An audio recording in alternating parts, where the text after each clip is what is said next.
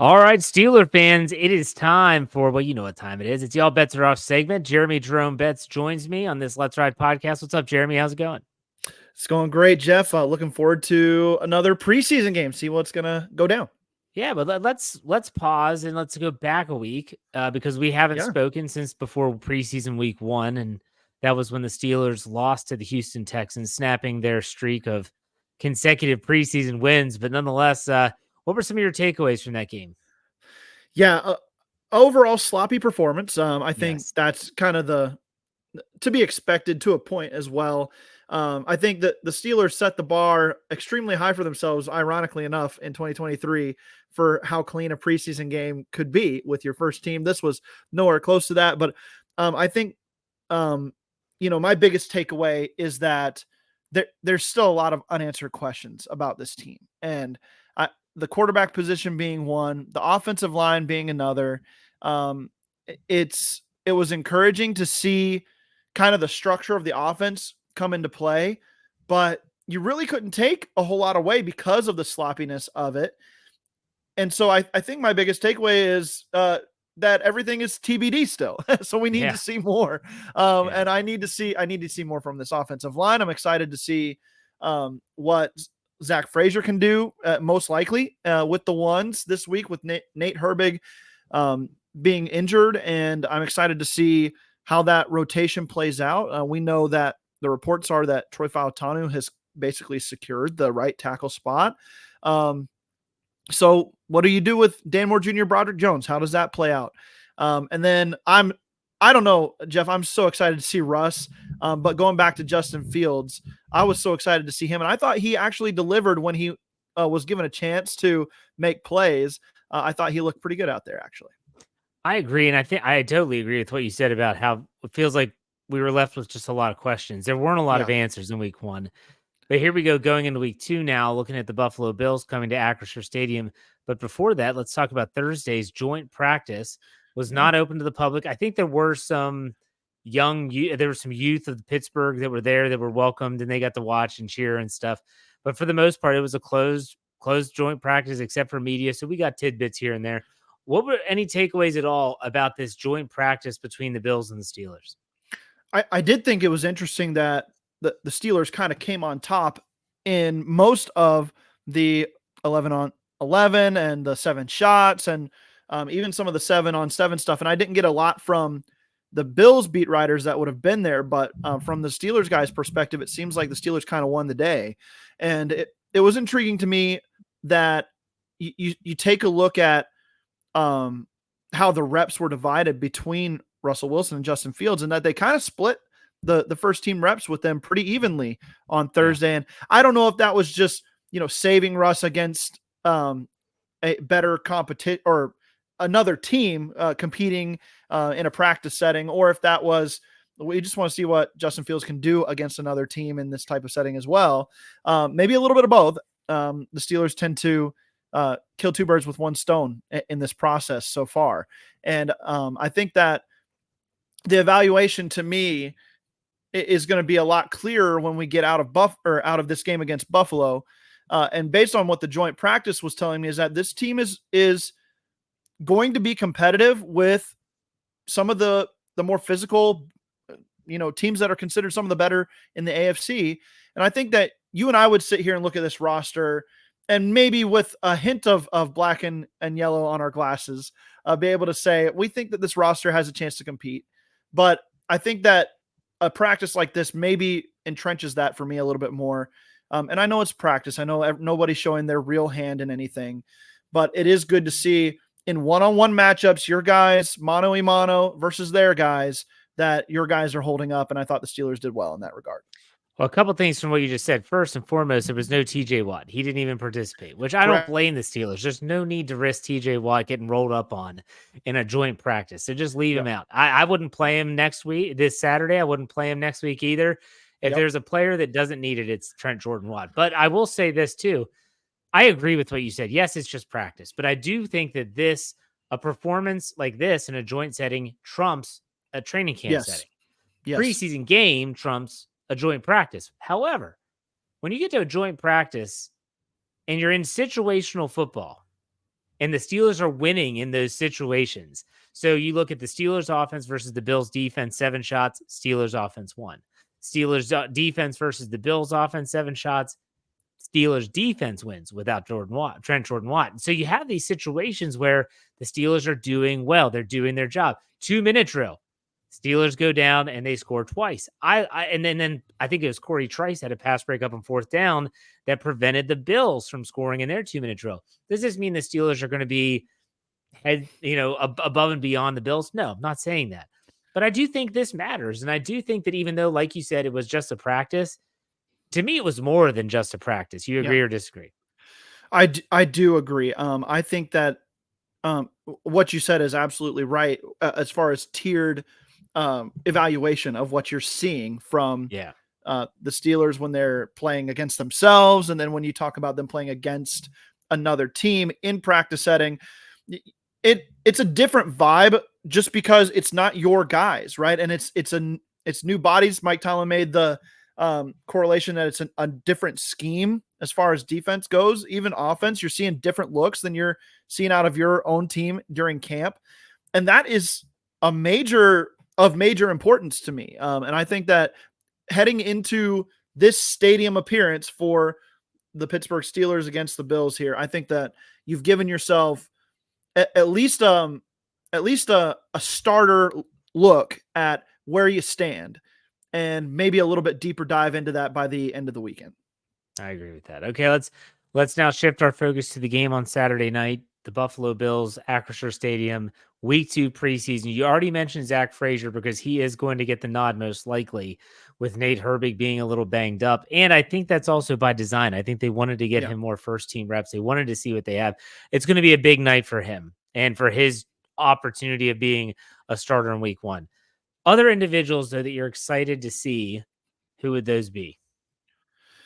Yeah, I really want to see the Steelers try to get something going on the ground with these 2 backs. I would love to see them kind of just push their way down the field on a drive and let Najee Harris and Jaylen Warren operate as that 1-2 punch that we got used to last year. See if there's a little bit more we can glean from that regard. When you talk about Zach Frazier being up front, you talk about the young guys getting a chance to pull their weight and show what they're made of in a preseason setting like this.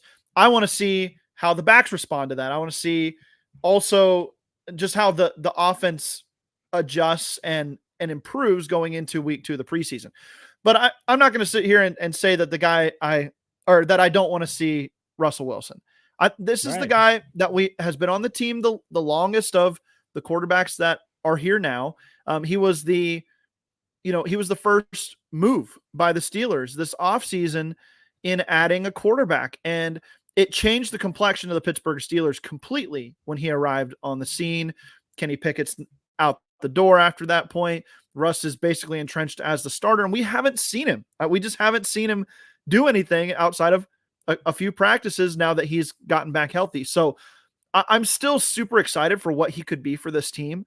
And I think getting him in there and seeing how he operates, seeing how if he can operate a vanilla offense on time, if he's willing to throw over the middle of the field to guys like Pat Freiermuth or Van Jefferson on crossing routes, that's going to be extremely important to me to watch.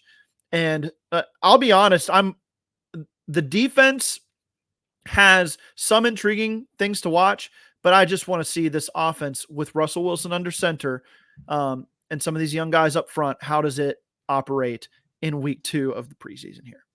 Well, let me ask you this. If you had to predict, what do you think the division of labor is for the quarterbacks in this preseason game? Yeah.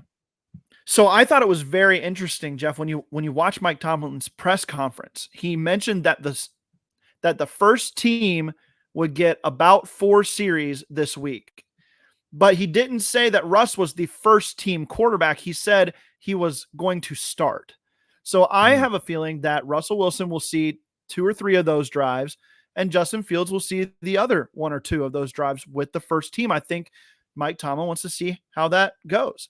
And so I thought the wording was very interesting, especially when you watch it. I probably don't do it justice, but when you watch Mike Tomlin say, he was asked specifically if Russell Wilson would see 4 drives with the first team, and he answered he will start. It was a difference from or a different answer than the question actually begged. So I thought that was intriguing to me. So I think that that's going to be the plan. I won't be surprised, I guess, if Russell Wilson takes all 4 of the first team drives or whatever, and then Fields gets in after that. But I also would not be shocked at all if Justin Fields sees some time with the first team.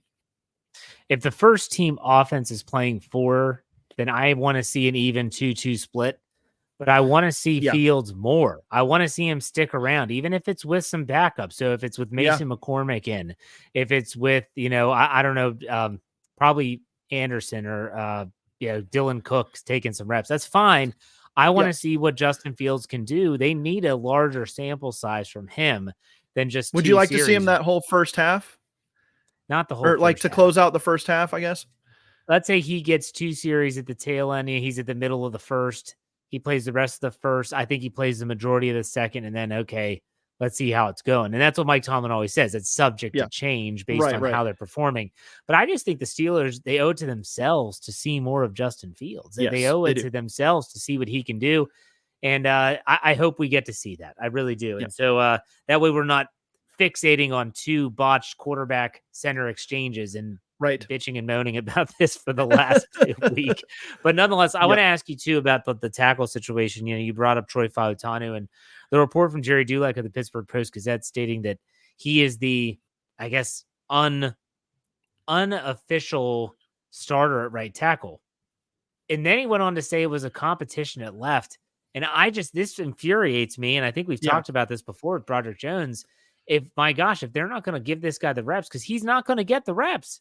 He's not going to get the reps. They're going to have him at right tackle, and then they'll swing him over there and let him be there with the second string. I don't know. It just feels like malpractice to me. What say you? I 100% agree. I have not liked how the Steelers have handled Broderick Jones from the beginning. And they are in a tough place because I think they thought maybe Dan Moore Jr. could kick over to right, and he just can't do it. No. And so this is a player under contract that it doesn't make sense to move on from unless somebody's going to send you draft capital for him. But at the same time, what are you doing with Broderick Jones for his development? If he's your left tackle of the future, Andy Weidel was on the airwaves today saying the same thing. It's like, let's just do it then. If Troy Fautanu is your guy at right tackle, cut your losses and just put Broderick Jones over there. Let him do it and move on from Dan Moore Jr. If you think the upside is already there for Broderick Jones, then give him the reps. Let him learn on the fly. I'm not going to say he can't be worse than Dan Moore Jr., but you got to hope that the guy you traded up for and took 14th overall, it can't be worse than Dan Moore Jr. And that it would be an upgrade at some point, even if it takes a couple weeks for that to happen. Just go ahead and do it as soon as you can, man. I agree with that. I agree. I do want to get your thoughts, though. I felt like, some of these injuries that happen, it opens up the door for someone else. Mike Tomlin always says one man's misfortune is another man's opportunity. Yeah. You look at Russell Wilson's calf injury that resulted in Justin Fields getting all those first team reps, which absolutely helped his case in terms of getting more playing time and being a viable option. You look at Zach Frazier, hopefully taking advantage of the opportunity he has with Nate Herbig out. I think another player that has a good opportunity is Corey Trice. Dante Jackson is dealing with some stuff. We don't know really what it is. It's an undisclosed injury right now. He was at the joint practice, but did not practice fully. And Corey Trice has been getting a lot of starting reps, and I feel like they've eased him into this thing. I'm kind of excited to see what Corey Trice can do. Are you? Yes, I really am. I think that this is a really good chance for a guy with a lot of talent and who has done some good things at camp to really stake his claim to that top backup outside corner spot and make the Steelers. I think the better thing would be to make the Steelers feel good about him being their top backup outside corner. You don't want to go into this with, well, Corey, we like you. We think you've got more to give us, but we just can't go into the season with you as our top backup. So I think that this is a great opportunity for him to solidify that, where we'd feel good about him getting out there. If for some reason Joey Porter Jr. or Dante Jackson misses some time, or just in the rotation things where you need to rest a guy, we feel comfortable putting Corey Trice out there and he's not going to get us killed. That comfort level can only come with seeing him on the field. And I think that it's been impressive. Yeah, you hear so many times about these knee injuries like he sustained that usually it's not the year after, but the year after that where you really see him come back to form. Sounds like Corey Trice, they've been working him slowly. It sounds like he's rounding into form a little quicker than maybe most. So we'll see if that holds up. I pray and hope that his leg holds up during this game and the run that he's going to go on the next couple weeks here. But I'm really excited for Corey Trice. I want to see, I want to see if Beanie Bishop can really lock down that nickel spot too, especially now that, oh man, I'm gonna blank on his name. Graylin Arnold, right? There you go. Yeah, Graylin Arnold has been released due to injury. And I mean, the Steelers are gonna have to make a move there at nickel at some point, don't you think, Jeff? I mean, it's Beanie Bishop or bust right now, and what are you gonna do? Yeah, you would think that phone calls being made to someone like Patrick Peterson, yes, that says like, "Hey, do you want to come in? And here's the role we have carved out for you. Yes, no, maybe so. I don't know. We'll see." And there's still some viable options still on the open market, and that's not just Patrick Peterson. So we'll see what happens. I know that Justin Simmons signed with the Atlanta Falcons, so in terms of safety, that's not that I don't think they were looking for safety, but that's no longer an option for the Steelers. We'll see how that pans out, but hopefully we do get some answers on Saturday night. And I know that you probably have a fantasy nugget for us for the Steelers. What do you got this week? I do. I wanted to look at Pat Freiermuth. I've kind of been working my way through the position groups. I'm sure you've noticed, but we talked about Russell Wilson and his upside, and then talked about the running backs. Then we talked about George Pickens last week. I kind of want to take the same approach with the tight ends and look back at what the Atlanta Falcons did last year under Arthur Smith with their tight ends. They had have a really talented tight end in Kyle Pitts, and then they had a really talented backup too in Jonnu Smith, who would be a starter for a lot of teams. Between the two of them, they had 160 targets last year. Jeff, those are the top two tight ends for the Falcons. You want to take a guess at how many targets the top two tight ends for the Pittsburgh Steelers had last year? Well, Freiermuth missed a lot of time last year with injury, so his number is going to be very mediocre. We know Darnell Washington didn't get a lot of targets. Nope. I would imagine that Freiermuth still led the team in targets, yes? He did, yes. In terms of tight ends, I'm going to say he was around, 65, 70? Jeff, he only had 47 targets last year. Good God. And is Connor Hayward second? Connor Hayward was second with 34. So between the two of them, 81 targets, half the targets of the tight ends in Atlanta. So I'm just looking at, Pat Freiermuth finished as tight end 26 last year. Just in targets and opportunity alone, he's going to jump into the top 20. And then if you talk about average fantasy points per target for Atlanta's tight end. So this is across their top two. I didn't want to just do like Kyle Pitts because he's an exceptional talent, right, at tight end. Yeah. So 1.63 fantasy points per target for the Atlanta Falcons tight ends. If you gave, if you just kind of projected, if you projected Pat Freiermuth for say 10 targets fewer than Kyle Pitts got last year, Kyle Pitts got 90. I'm going to give Pat Freiermuth 80 targets this year. If you give him that at that rate, he's a top 12 tight end right off the bat. So this is a guy ready for a huge jump if he can stay healthy in both opportunity and the ability to make plays down the field. And this is with the Falcons tight ends not scoring a lot of touchdowns last year. Specifically, their top tight end, Kyle Pitts, only scored 2 touchdowns last year. So Pat Freiermuth should be able to at least match that. I think Pat Freiermuth is a real sleeper at tight end. He should be a back-end tight end 1 just on opportunity alone. Love it. Love it. I hope people are paying attention to these fantasy nuggets. They're great. Jeremy, I thank you for your time, man. What do you have cooking coming up this week? Yeah, so this morning, I think my Fantasy for Beginners article, a fantasy guide for beginners article came out on the website. So check that out. If you are new to fantasy, if you want to try different formats, I took a look at the top 4 formats most popular for fantasy, and you can try any of these options, and it's a lot of fun to get into. So check that out. And then the Steelers Fix, we're going to be talking some predictions maybe this week. Usually around this time, we do our full season predictions for all 32 teams. And then on the Draft Dynasty podcast, we're going to try to do something a little fun, maybe do like a live draft for a fantasy league on there, just kind of work through some of the players, and we'll do some rankings as well. So a lot coming up on the on the Draft Dynasty podcast and the Steelers Fix. Stay tuned. All right, man. That's perfect. Thank you very much. Enjoy the game. We'll talk next week. See ya. Have a good one, Jeff.